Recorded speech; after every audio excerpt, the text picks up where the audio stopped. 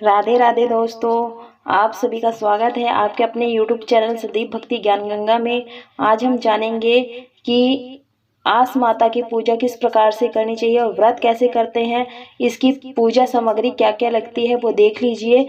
हमें चाहिए यहाँ पर कौड़ी और साथ में गेहूँ। आप सारी सामग्री देख लीजिए। मैं दिखा रही हूँ पूजा विधि में आपके साथ शेयर करूँगी। यह बेहद ही सरल पूजा है। कच्चा दूध लेना है। भोग के लिए आप यहाँ पर मीठी पूड़ियाँ ले सकते हैं या फिर आप लड्डू भी ले सकते हैं। और सफ़ेद फूल इस पूजा में ज़्यादा प्रयोग किया जाता है। और धूप बत्ती ले लेंगे, माचिस ले लेंगे और दीपक ले लेंगे इस प्रकार से। और आप यह पूजा घर के मंदिर में या फिर अलग से चौकी लगाकर भी कर सकते हैं। आसे का व्रत किया जाता है। तो चलिए, इस तरह से मैंने 1 लोटा जल लिया शुद्धिकरण करने के लिए। पूजा सामग्री दिखा रही हूँ, आप नोट कर लीजिए। और 1 लोटा जल चाहिए। इस प्रकार से हमें ये सारा सामान रखना है। आप जहाँ पर पूजा करेंगे उस जगह को पहले अच्छे से साफ कर लेंगे। आप यहाँ पर देख लीजिए, मैं ये मंदिर के पास नहीं कर रही, मंदिर के सामने ही करूँगी। तो इस प्रकार से मैंने इस जगह को अच्छे से साफ कर लिया था। उसके बाद मैं चावल के आटे से स्वास्तिक बना रही हूँ। अगर आपको अच्छे से चौक बनाने आता है तो आप चौक बना सकते हैं, नहीं तो आप सिंपल सा स्वास्तिक बनाकर भी आप चौकी को अच्छे से बिछा सकते हैं। तो इस प्रकार से हमारा ये स्वास्तिक कंप्लीट हो जाता है। थोड़ा सा अक्षत रख देंगे। आप चाहे तो यहाँ पर गेहूँ भी रख सकते हैं। आपको जो ये पूजा करनी है ये सुबह तक करने से पहले कर लेना चाहिए। जब तक हम इस पूजा को करते हैं तब तक हमें व्रत रखना चाहिए, क्योंकि हमें जब तक हम पूजा करते हैं तब तक हमें को ना अन्न जल ग्रहण नहीं करना चाहिए। नीरा जल रखते हैं इस व्रत को। और इस तरह से हम आस माता का चित्र बना लेंगे। आस माता का चित्र इसलिए बनाया जाता है क्योंकि ये बिल्कुल साधारण सी पूजा होती है। जल्दी ही इस पूजा करनी चाहिए। और ये 4 प्रकार की होती हैं। इसे हम जैसे 4 माता होती है, नींद मैया और भूख मैया, प्यास मैया, आस मैया। और इन चारों को अपना अपना महत्व होता है। आप इस चित्र को आप दीवार पर भी बना सकते हैं या चौकी पर भी बना सकते हैं, और या फिर इस प्रकार से मेरी तरह पेपर पर भी बना सकते हैं। ज़्यादा नहीं आता चित्र बनाने तो आप इसी तरीके से आसान विधि से आप बना सकते हैं माता का। दोस्तों, इन्हें सिर्फ चंदन से ही बनाना होता है, रोली कुमकुम यूज नहीं करना होता है। तो इस प्रकार से हम 4 अम्माओं को बना लेंगे।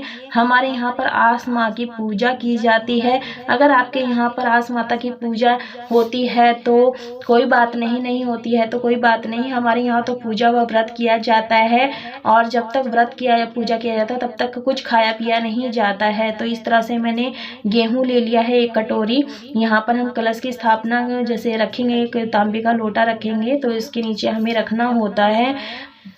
दोस्तों, यह पूजा जो होती है यह दोज के दिन किया जाता है। हनुमान जयंती के बाद जो दोज आती है ना, उस दिन बस इस पूजा को की जाती है। तो इस प्रकार से मैंने लोटे में जल भर लिया था। उसके बाद मैंने कंठ में कलावा बांध रही हूँ, और उसके बाद हम गणेश जी का ध्यान करते हुए स्वास्तिक बना लेंगे। क्योंकि कहते हैं कि जब तक हम गणेश जी का ध्यान नहीं करते हैं तो हमारे पूजा में विघ्न आती है। तो हम चाहते हैं कि हमारे किसी कार्य में विघ्न आए, तो इसलिए सबसे पहले हम गणेश जी का मन ही मन ध्यान करेंगे और स्वास्तिक बना लेंगे। तो मैंने आपको बता दिया है। तो आप इस वीडियो को देख लें। अगर आप इस पूजा को करना चाहते हो तो आप कर सकते हैं। इसको आसे की पूजा कहते हैं। तो इस प्रकार से स्वास्तिक बना लें। इसमें हमें पीले ही चंदन का प्रयोग करना है। दोस्तों, हमें 1 कटोरी गेहूं लेना है, जो मैंने बता दिया है आपको। आप जो ये कलश है पीतल का या लोटे मिट्टी का भी ले सकते हैं। इसमें स्टील का पात्र नहीं लेना होता है, क्योंकि इसे पूजा में वर्जित माना गया है, क्योंकि इसमें लोहे का अंश होता है।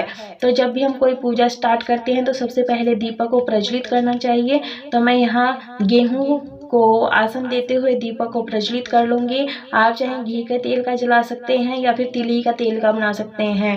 तो इस प्रकार से इस पूजा में ज़्यादा से ज़्यादा चंदन का प्रयोग किया जाता है। तो आप इस तरह से चंदन से स्वास्तिक बना लें। दोस्तों, इस पूजा को सुबह सुबह ही किया जाता है। अगर किसी कारणवश आप सुबह में पूजा नहीं कर पा रहे हैं तो शाम के समय गोधूली बेला में भी इस पूजन को कर सकते हैं। इसमें कोई संशय वाली कोई बात नहीं है, क्योंकि समय चाहिए होता है। तो दीपक को भी हम पीले चंदन से टीक लेंगे। कलश में मैंने डालूंगी अनाज, जिसमें गेहूं के अनाज होते हैं वो डालना होता है।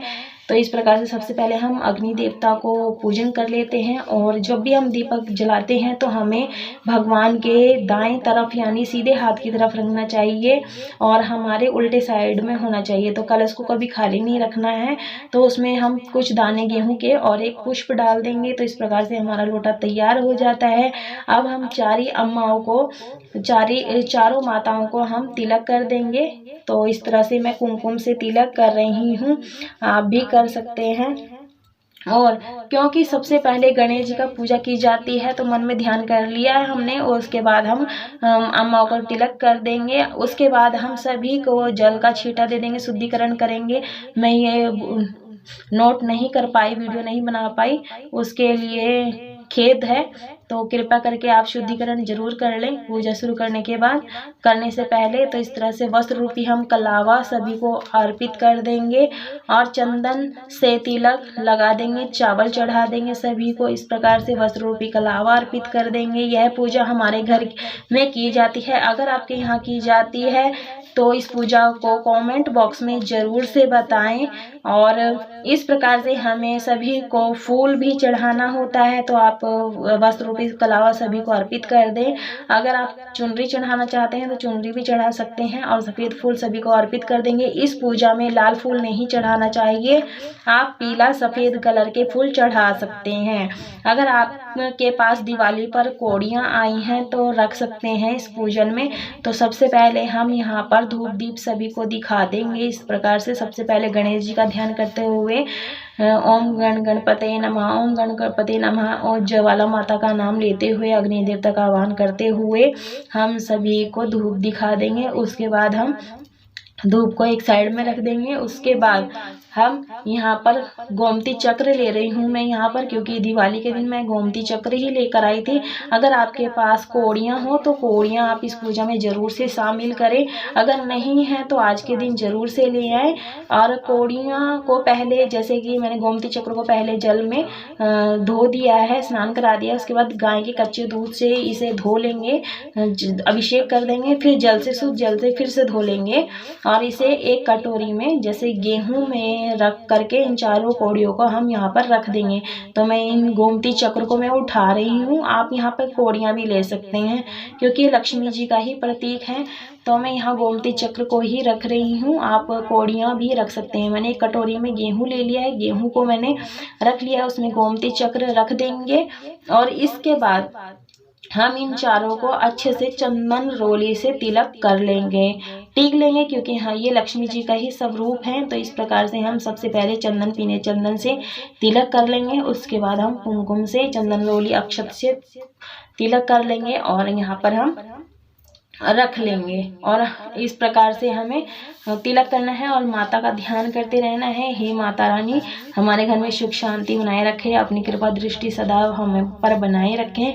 इस प्रकार से प्रार्थना करते रहना है मन ही मन। जब तक पूजा होती है तब तक हमें माता का ध्यान करना होता है और पुष्प अर्पित कर देंगे। भोग में आप यहाँ पर मीठी पूड़ियाँ ले सकते हैं, आप 5-5 पूड़ियाँ रख सकते हैं। 5 संख्या में 5 पूड़ी चढ़ाई जाती है। अब मैंने यहाँ पे 5 बेसन के लड्डू लिए हैं पीले कलर के, आप तो रख सकते हैं। और हाथ में गेहूं के दाने कुछ और फूल लेकर के हमें कथा, आस माता की कथा सुननी है, पढ़ना या सुनना है। अगर कथा नहीं आती है तो आप सुन भी सकते हैं, किसी को बोल दें कि कथा सुना दें तो सुन भी सकते हैं। और फिर इसके बाद इस गेहूं को आप यहीं माता के चरणों में चढ़ा सकते हैं, अपने पल्लू में बांध सकते हैं और जैसी आपकी यहाँ परंपराएं हो वैसे कर सकते हैं। जो भी हमारे घर की परंपराएं होती हैं वो कहीं ना कहीं घर की परंपराएं जड़ों से जोड़ती हैं। हम भी कभी भी कहीं भी अपने परिवार से अलग हो सकते हैं। जितना पेड़ मजबूत का महत्व जड़ से होता है उतना ही ज़्यादा हमारे परिवार के रीति रिवाजों से होता है, हमारी जड़ें मजबूत होती हैं। तो इस प्रकार से यहाँ पर कौड़ियों से 4 बार खेला जाता है और उसके बाद हम यहाँ पर खेल लेंगे। खेलने के बाद हम इन्हें जैसे कि हमें चांस होता है कि अगर हमारा लक अच्छा हो गया तो हमारा साल अच्छा होगा, तो वो इसमें घबराने वाली कोई बात नहीं है। अगर आपकी कौड़ियाँ या गोमती चक्र उल्टे सीधे हो गए हैं तो घबराने की वो कोई बात नहीं है। हारने वाले की कभी जीत नहीं होती है और कभी हार नहीं सकते, अपने लक्ष्य को जरूर प्राप्त करते हैं। और आरती कर लेंगे, अगर आपको आस माता की आरती आती है तो गा सकते हैं, नहीं तो सिर्फ गणेश जी की आरती तो सभी को आती है, वो गा करके आप आस माता की सभी की आरती उतार लेंगे और कौड़ियों को उसी जगह पे रख देंगे जहाँ से आपने पहले उठाया है। और हमारे बड़े बुजुर्ग कहते हैं कि कौड़ियों से 4 बार खेलना जाता है, जिसकी चिकनी साइड ऊपर आती है उसका साल अच्छा जाता है। इस खेल को घर के सभी सदस्य मिलजुल करके खेलते हैं, ऐसी कोई बात नहीं है हमें पूजा की होती है तो नहीं खेलें, ऐसा कोई बात नहीं, आप खेल सकते हैं, सभी खेल सकते हैं। उसके बाद हमें आचमनी करनी होती है। आचमनी करने के बाद हम हाथ जोड़ लेंगे कि हमारी पूजा में कोई चीज़ भूल चूक गलती हो गई हो तो क्षमा कर देंगे।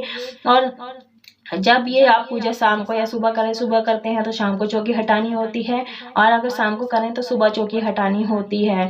जो कौड़ियाँ जहाँ से आपने उठाई है उसे अपनी जगह पर रख दें, तिजोरी आदि में रखते हैं। और जो कलश का पानी है ये आप सभी घरों में छिड़क दें, जो बच जाता है उसे आप किसी गमले आदि में डाल दें और कुछ दक्षिणा जरूर से निकाल लें।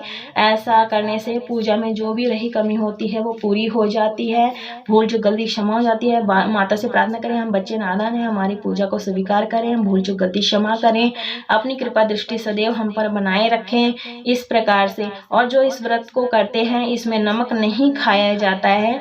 और जो 5 पूड़ियाँ बनाई जाती हैं, 5 माता को भोग लगाते हैं और 5 खुद खाना होता है। आप चाहे दही से खा सकते हैं या फिर दूध से खा सकते हैं। जो ये मीठी पूड़ियाँ होती हैं गुड़ और आटे को मिलाकर बनाया जाता है। तो ये थी हमारी सिंपल सी साधारण सी पूजा। अगर आपको अच्छी लगी हो तो कमेंट बॉक्स में जरूर बताएं।